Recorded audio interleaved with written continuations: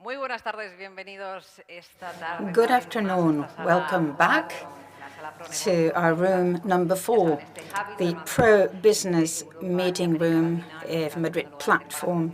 This point of encounter of Asia, Madrid, Latin America. We will be visiting also Chile and Argentina. But before that, we'll be talking about Cuba.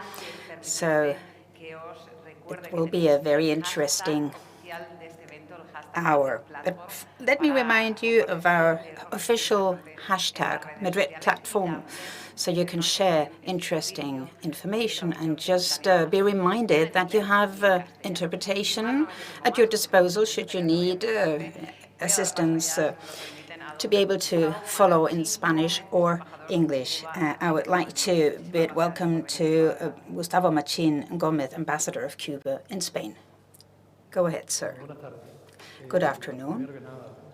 First of all, let me thank Madrid Platform for having us today here to be able to share information with you about the potential and economic opportunities that Cuba holds for the rest of the world.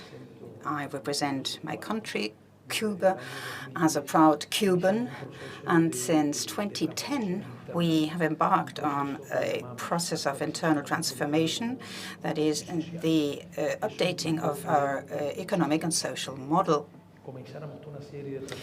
This has entailed a number of transformation after a process where we reflected on what we wanted to do and what we wanted, where we wanted to go. We took stock of what we had been doing so far and set our goal to be more efficient in our system with the ultimate goal of improving the quality of life of our people in Cuba. But today we will be dealing with business, so we will concentrate on the economic part of the transformations that Cuba started in 2010.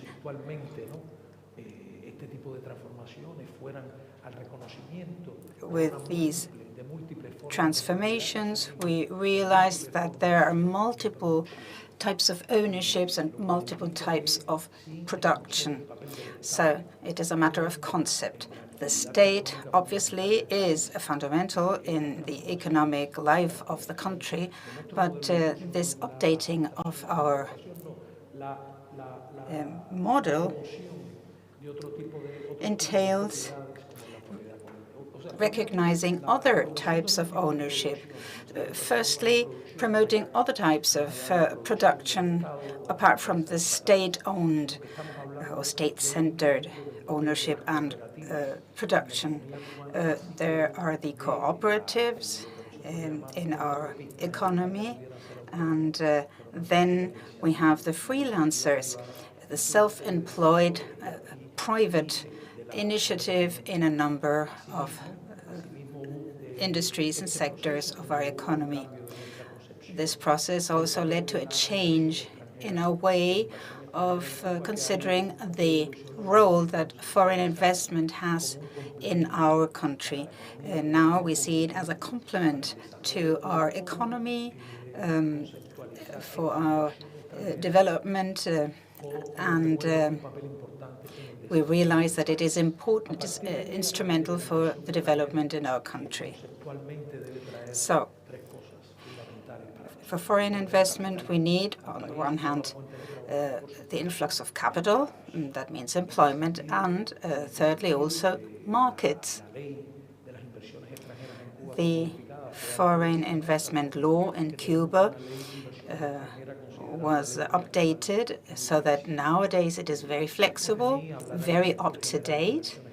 Our General Director of Foreign Investment in the Ministry of Foreign Trade and Foreign Investment will be giving you more information on these matters. But these issues were debated intensely in our population, and at the end, these regulatory changes were passed in Parliament.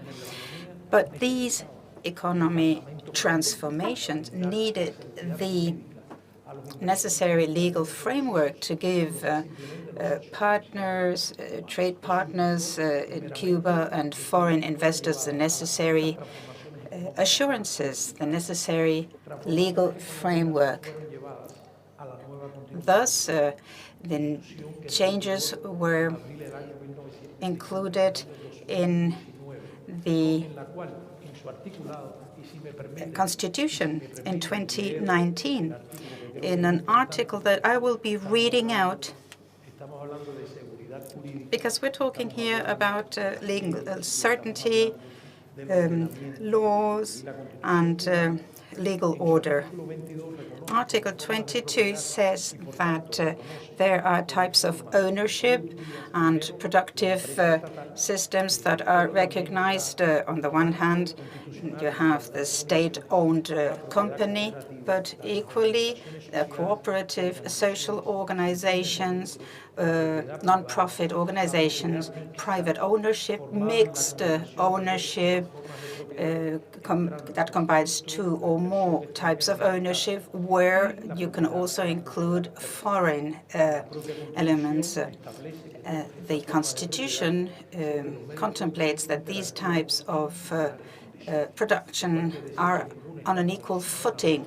None is more important than the other, and all have the same legal assurances and certainty. And specifically regarding the participation of foreign investment in Cuba, the Cuban economy, Article 28 of the Constitution says that the state promotes and gives all guarantees to foreign investment as important element. I said that we had changed our viewpoint regarding the entry of foreign investment, and I quote, as an important element for the economic development of the country on the basis of the natural and human resources and in respect of the national sovereignty and autonomy. All right, so this has been our internal transformation process with all the legal measures taken, and that has opened up potential vis-à-vis foreign investment in Cuba. So all sectors in our economy, with the exception of health and education and security matters, that is military matters, are open to foreign investment. Cuba is a country that has special conditions in our relations with our neighbor in the north, whose policies are detrimental for us. But at the end of the day, this is a process we are driving, and we say that Cuba offers the opportunities of the Cuban market, but furthermore, it also helps vis-à-vis Latin America, because there are agreements with various Latin American countries within that economic environment and system with tariff opportunities that can drive investments in Cuba and abroad. So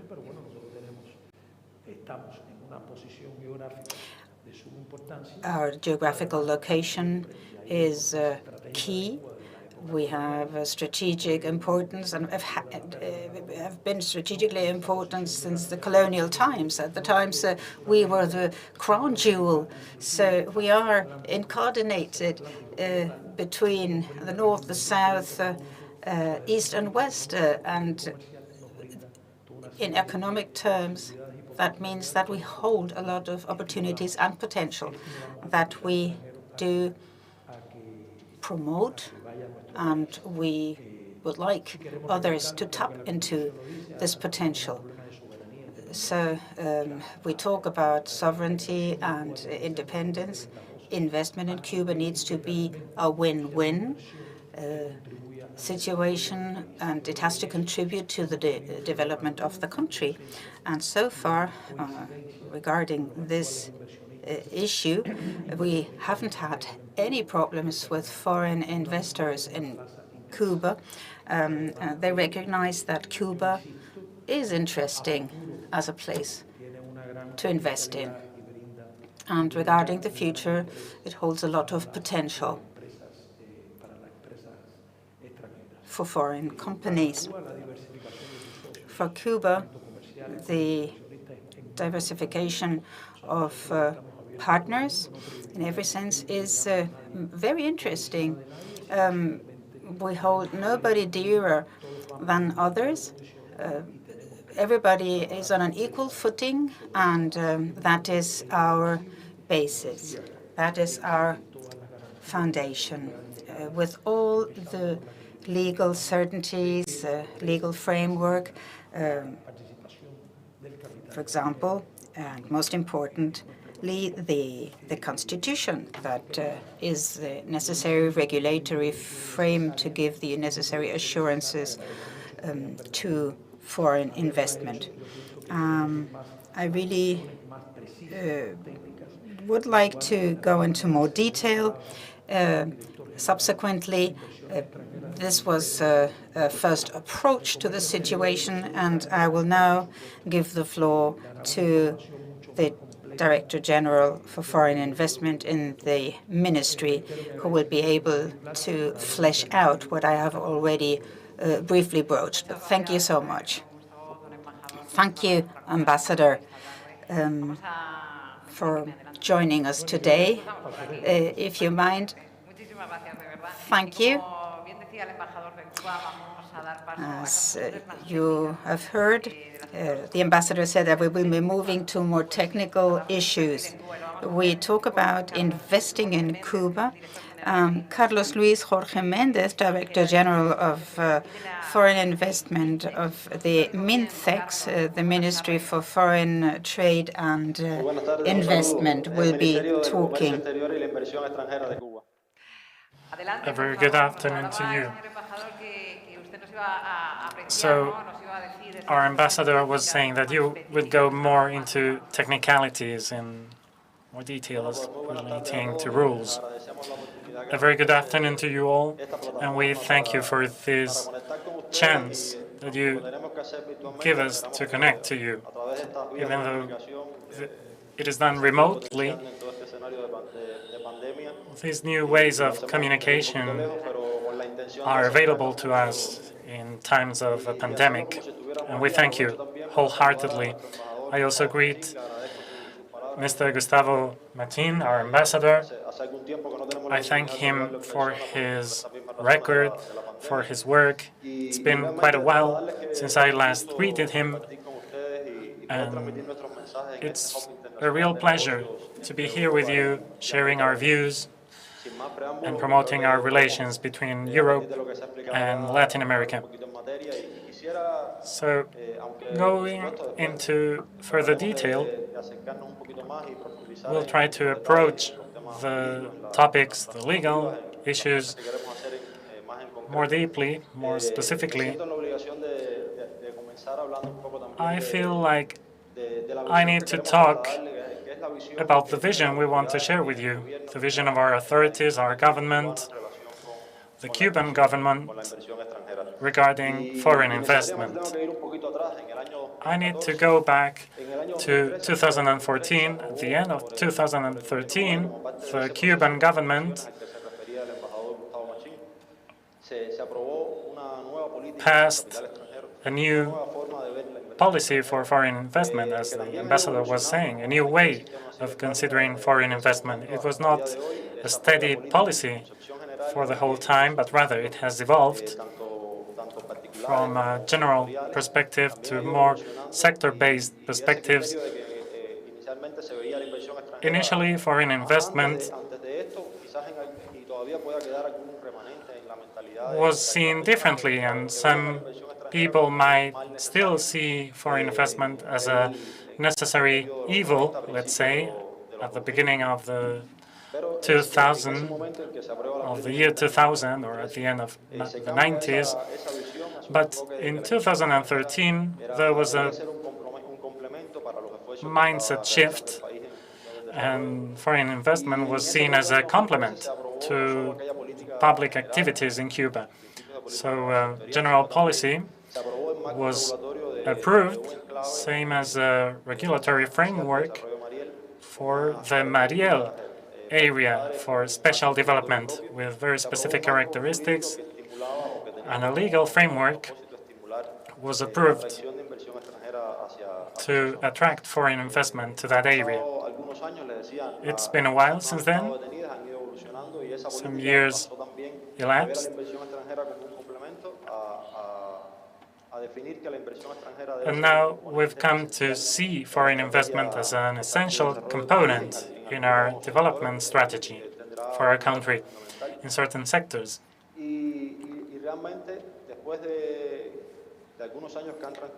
And after a few years since the approval of that policy, since 2014, with a new law for foreign investment, which is the one in force right now, things have changed. So that law had a whole regulatory framework, specific regulations, all the legal framework that was necessary for the law, for the act to be enforced, and the vision, the consideration given to foreign investment has changed, as I was saying, and we aspire to attract even more foreign investment, quality foreign investment, based on our priorities and goals.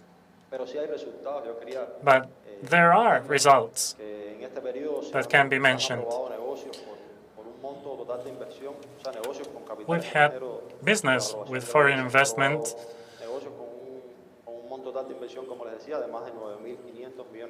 over $9.5 billion, more than 30 reinvestment schemes have been approved. Also for the special area of Mariel, there are more than 5 instances of business for development, together with a concessionary entity, which is also already working in one of the special development areas.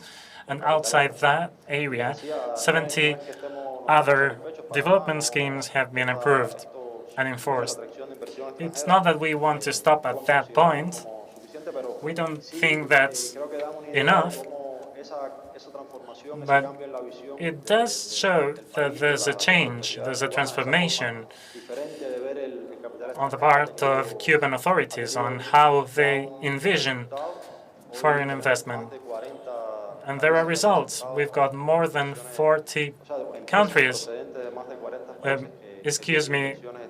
more than 40 companies coming from different foreign countries investing in Cuba. And now there are more than 30 businesses in quite an advanced stage of negotiation that I hope can be materialized in the next few months.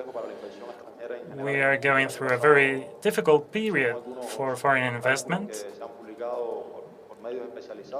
And according to specialized studies, foreign investment flows internationally have fallen between 20 and 30%. And in our region, in Latin America, we have not been spared. We've also been hit by this situation, but we have still been promoting and reflecting on which strategies we need to go for in order to attract foreign investment. I wanted to mention that.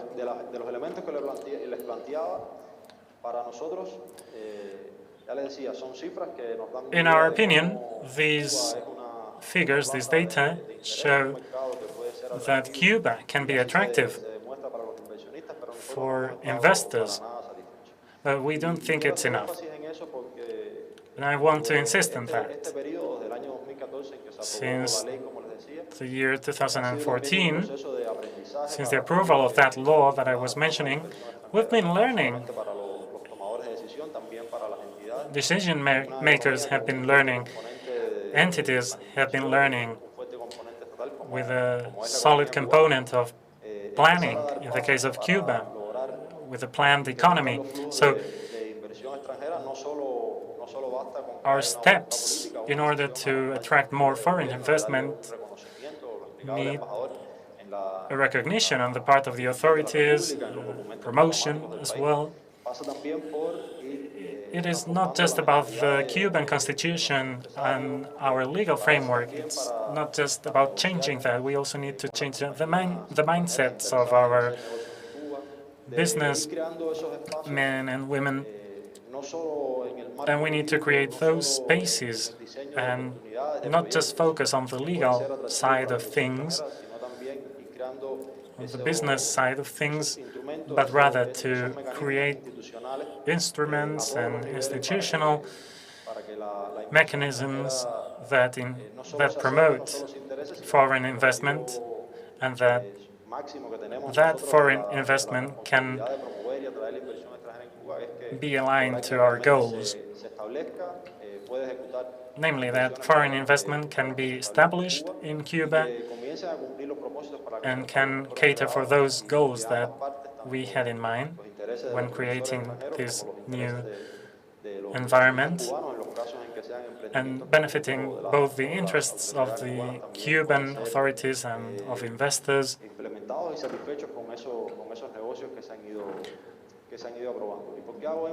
And why do I emphasize these ideas? Well, back then, we made every effort to design and approve that new policy and new legal framework.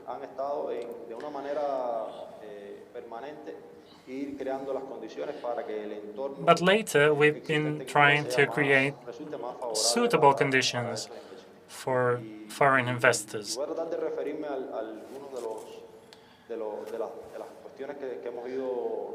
I'll try to mention some of the issues that we've been dealing with for the last few years. First of all, the portfolio for foreign investment. It has been published since 2014. This portfolio and its evolution has been published periodically in the context of the International Fair of Havana, taking place around November every year. Unfortunately, due to the pandemic, last year it didn't take place, and this year it will not be held either, but it will be held in the future, and we'll have a new edition of the opportunity portfolio for foreign investment. But taking in mind the Law 118 and all the efforts we've made, we wanted to show our investors, foreign investors, which design we wanted to go for, what our goal was. And we also wanted to show specific projects. In 2014, with 246 projects, that opportunity portfolio was published for a very important amount of investment. But it's not just about the quantity, but rather the way we've been trying to make that opportunity portfolio to be more aligned to the goals for development in the country, and with the program itself that we are carrying out with a with a medium and long-term vision. And this opportunity portfolio is totally aligned with those goals of the country within that development strategy that I was mentioning. There are also other transformations in economic terms in our country, some of them directly related to foreign investment, but not all of them.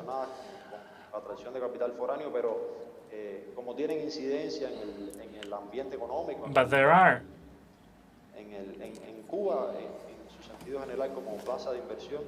different cases. Cuba as a destination for investment is something that needs to be promoted also for you. You might be aware of some projects that have been working for a while already.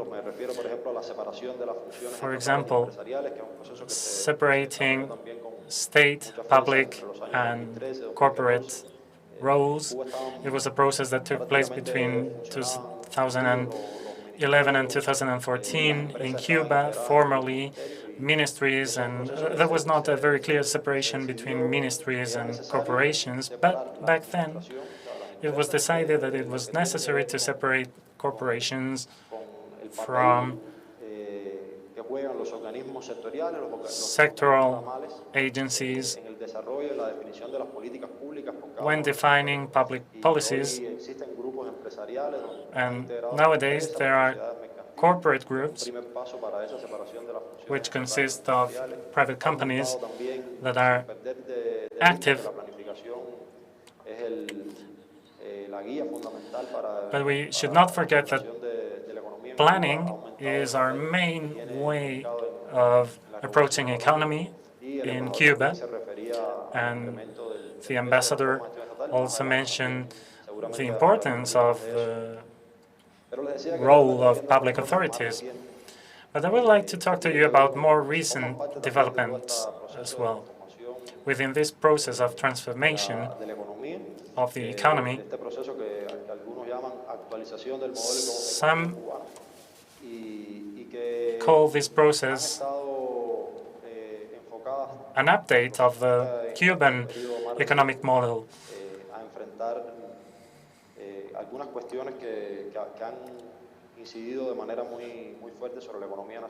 And we had to face different issues affecting the national economy. Recently, we suffered from the blocking of the United States with the previous American administration. So, blocking the embargo was harder again during those times. We had thought that we had made good progress, but there was a regression in those developments. There were many measures were taken against Cuba, for example, affecting the importation of fuel. And according to Article 3 of the export law, it was aimed at deterring investors from investing in Cuba, for example. That affected us. And that was one of the main problems that Cuba had to face in the last few years, the last few months as well. And now also the international crisis due to the pandemic and its effects on the Cuban economy are very important.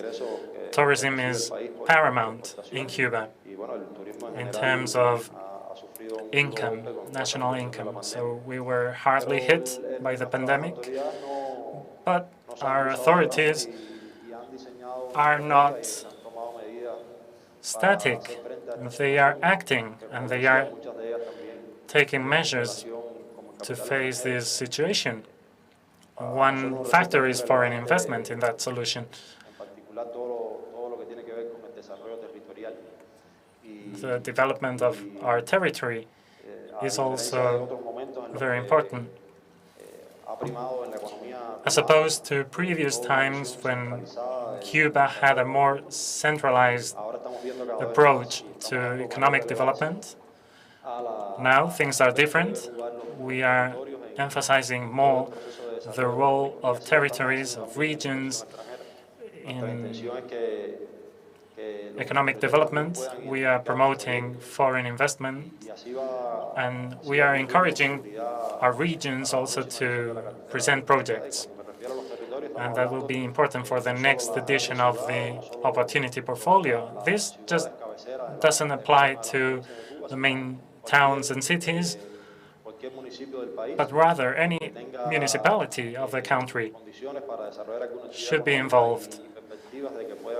Any place having the suitable conditions that might be attractive for foreign investment, they are already designing projects. Another thing we've done is the decentralization of the system for currency management. For example, it is widely known that sometimes we have difficulties related to the currency. So for those entities that are able to generate currency, measures have been taken so that they can use those currencies and generate new ones so that we can tackle certain bottlenecks for our economy. And for foreign investment, I don't know whether there are participants here right now that have strategic vision regarding foreign investment in Cuba, but foreign investment can help us in terms of currencies. Another element for transformation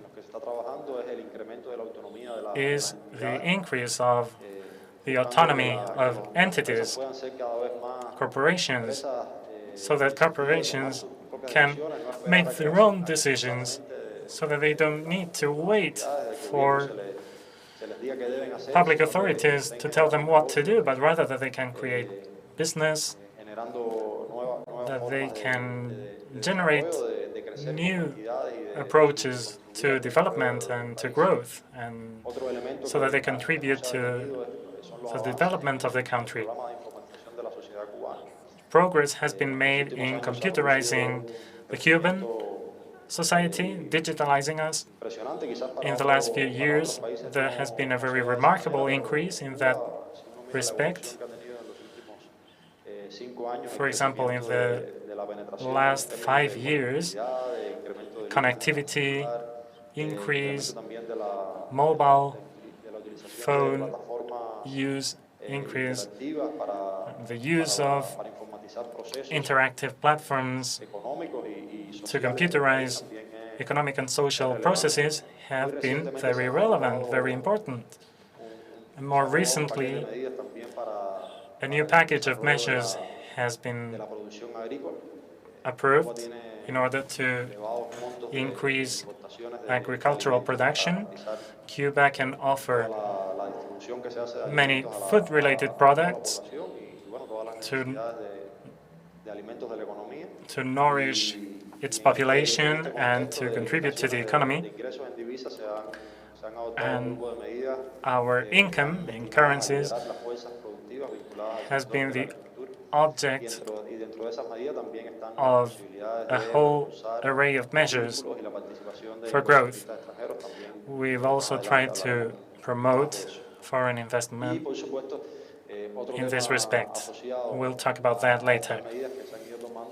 Another aspect associated to those measures is recognizing the need to make progress regarding micro business and SMEs. It is not just about giving a definition, which is already included in our Constitution, but rather we are working in designing the implementation of that so that there's some harmony with the developments that affect the economic and social model of Cuba, the characteristics of the economy. So making progress in developing these ways of organizing companies can contribute to modernizing the corporate tissue of Cuba and can promote the development of SMEs and micro businesses. And the initiatives of public authorities can also be taken on board, but we are aiming at having more dynamism. So there have been recent developments in eliminating currency duality and changing exchange rates. Until the 31st of December last year, we had two currencies, two national currencies, the convertible Cuban peso and the Cuban peso proper. And there were exchange rates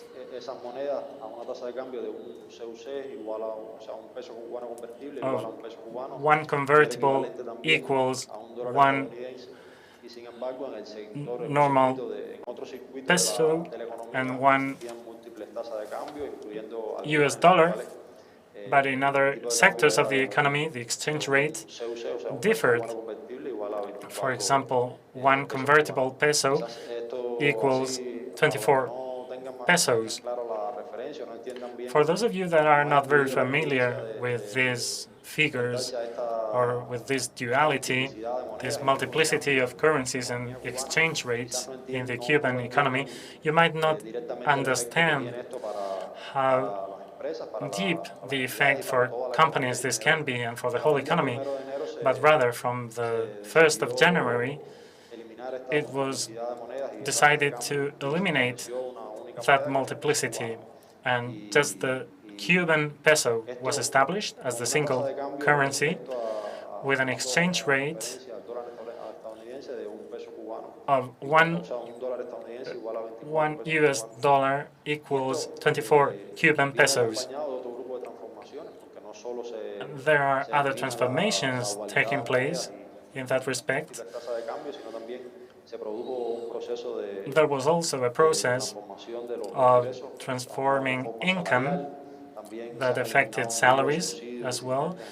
Certain subsidies were removed or at least reduced.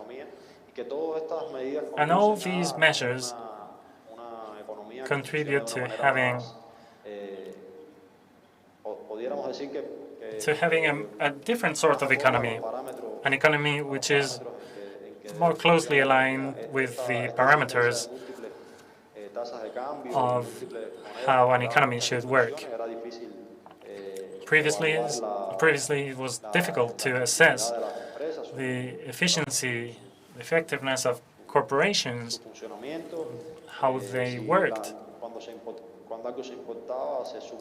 When something was imported, that import was undervalued because of the exchange rate with respect to the US dollar. Same applied to exports. The effect of that export was undervalued. So incentives related to regulating the economy through exchange rates and these indicators which should give proper signs to economic agents were very deeply distorted because of that situation. And even though that cannot be done overnight, this process should give results. And we think this will be a radical transformation for the functioning of the economy, and in foreign investment terms, this can also be very positive. For example, costs of investment have been reduced. Exported components still preserve their value in currencies, but all those values of investment associated to acquisitions and sales on the international market are reduced, and we avoid devaluation effects to go to the rest of the economy.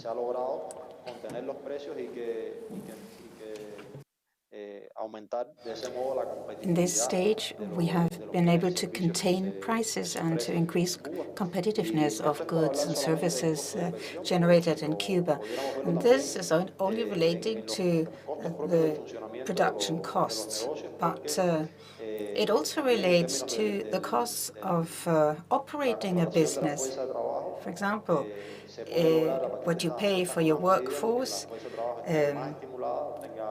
now has more incentives in real terms and is less costly. So in real terms, it is more competitive for the investors. I'm sorry, but we're running out of time. It's a pity. Yes? Sorry, I couldn't hear you. I'm sorry, maybe I've just lost track of time. Well, we like to listen to people talking about Cuba, about this opening up of this wonderful country that Cuba is. And these are historical changes. You had this dual currency system that had generated so much uncertainty for those who came from abroad. That was a source of conflict at times. So we could really spend the whole afternoon listening to tales about Cuba. I know the country and I would love to be there. Well, actually, I could have been more brief, but I'm happy if you found this interesting. If you give me 2 more minutes, actually, 2 minutes. Okay. You know, we Cubans, people know that we're chatterboxes. We're quite talkative. But just 2 final points, although I'm going to leapfrog over other issues I would have liked to pinpoint. But for lack of time, let me just say that as part of these measures that we have implemented in order to be helpful for foreign investment, last year we have created a one-stop shop for foreign investment as a point of entry for companies that are already in existence in Cuba, but those that might want to enter Cuba. It's also a point of interest for those who don't know if they want to invest or where they want to invest. Any interest they might feel for Cuba, the Cuban market, will be met and tended for in this one-stop shop. We can provide you with the details if you want, but be assured that there you will get much more information that we've been able to provide today. And secondly, I would like to refer to the main sectors where we want to attract foreign investment. Today, we have the main focus on production of foodstuffs in Cuba. We would like to import less food, so everything is welcome there. Secondly, renewables. We have the political will to change our energy mix, and we have a timeline for that, and we do have potential and business opportunities, and we're just on the lookout for partners who want to seriously embark on collaboration in these matters. Furthermore, exports in goods or services. Any potential investor who would like to explore these potentials in goods and services in Cuba is very welcome. And finally, something that is less known and talked about. Knowledge-intensive sectors are also an opportunity. During the revolution, we have amassed a human capital through our education system, university system, which is very prestigious at an international level. For example, we have 5 vaccine candidates in Cuba, and this is one of the spin-offs of this human capital. So this is where foreign investment might also want to focus on. Sorry, and thank you so much. You know, Carlos, one-stop shop for any potential investor for anything that might interest them. Secondly, a change in the energy mix, renewables, as you said, and human capital, export capacity of Cuba. We've listened, as you see, and taken well note of your message. So thank you so much to our speaker. And now we will move on further south. We'll stop over in Chile and later on in Argentina. Thank you.